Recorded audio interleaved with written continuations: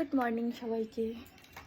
তো আমি উঠে পড়েছি আর এখন ঘরের কাজ কটা করে তারপর আর গোবর কটা কাজ আছে ওগুলো করে তারপর আমি যাব ছেলেকে নিয়ে স্কুলে। চলে এসেছি রান্নার এখানে। তো আলুটা সেদ্ধ বসিয়েছি আর ভাতটা বসিয়ে দিয়েছি। তো এই দুটো কাজ করে এই দুটো এরকম রেখেই যাবো এখন ছাদে। তো আলুটা অফ করে দিয়ে আসলাম গ্যাসটা, যেহেতু আলুটা সেদ্ধ হয়ে গেছে। চলে এসেছি ছাদে। দেখো সকালবেলা ছাদটা কত সুন্দর লাগছে। আর সকালবেলার পরিবেশটা সত্যিই খুব সুন্দর থাকে। আর এখন ছাদে এসেছি গোপুর জামা কাপড়গুলো কাচতে।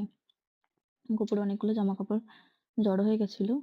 আর শুধু গোপুর নয়, লক্ষ্মী ঠাকুরের কয়েকটা শাড়িও ছিল, তো সেগুলো এখন ধুয়ে দিলাম।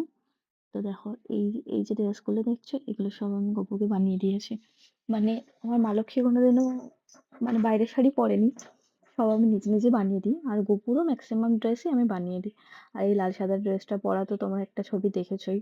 আর একটা দাদাভাই ওই মানে আমার গপুরের ছবিটা দেখলাম, ডাউনলোডও করে রেখেছে, তো সেটা দেখে আমার খুব ভালো লেগেছে। তো দাদাভাই যদি ভিডিওটা দেখে তো বুঝতে পারবে। আর দেখো গপুর টুপিটা কি সুন্দর ছোট্ট। আর ওটা হলো গপুর প্যান্ট, রাত্রিবেলা পরেও শোয়। তো এই যে জামাকাপড়গুলো কাচা হয়ে গেছে আর আমার একটু লেটই হয়ে গেছে, হয়তো নিচে গিয়ে দেখবো ভাতটা হয়েই গেছে। তো এই দেখো এসে দেখছি যে ভাতটা হয়ে গেছে প্রায়।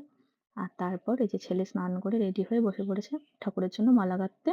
তো আজকে সকালটা আমাদের এভাবেই কাটলো। আর ওর যেহেতু তাড়াতাড়ি স্নান হয়ে গেছিলো তাই জন্য বললো যে মা আমি মালাটা করে দিয়ে যাই।